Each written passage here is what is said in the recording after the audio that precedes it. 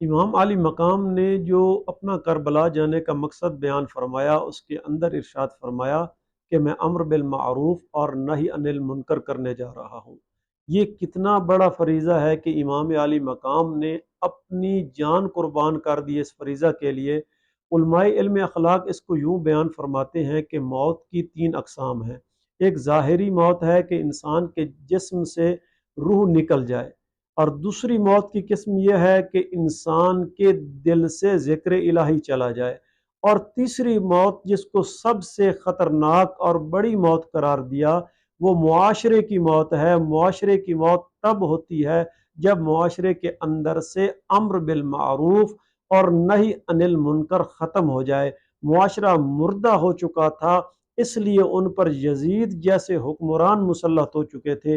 امام علی مقام نے اپنی قربانی دے کر اس معاشرے کو زندہ کیا، اور یزید اور یزیدیت کو ہمیشہ کے لیے بے نقاب کر دیا۔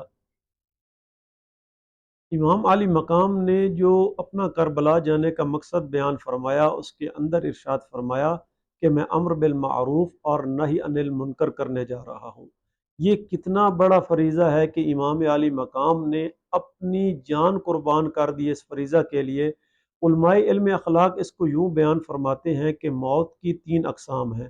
ایک ظاہری موت ہے کہ انسان کے جسم سے روح نکل جائے، اور دوسری موت کی قسم یہ ہے کہ انسان کے دل سے ذکر الہی چلا جائے، اور تیسری موت جس کو سب سے خطرناک اور بڑی موت قرار دیا وہ معاشرے کی موت ہے۔ معاشرے کی موت تب ہوتی ہے جب معاشرے کے اندر سے امر بالمعروف اور نہی عن المنکر ختم ہو جائے۔ معاشرہ مردہ ہو چکا تھا، اس لیے ان پر یزید جیسے حکمران مسلط ہو چکے تھے۔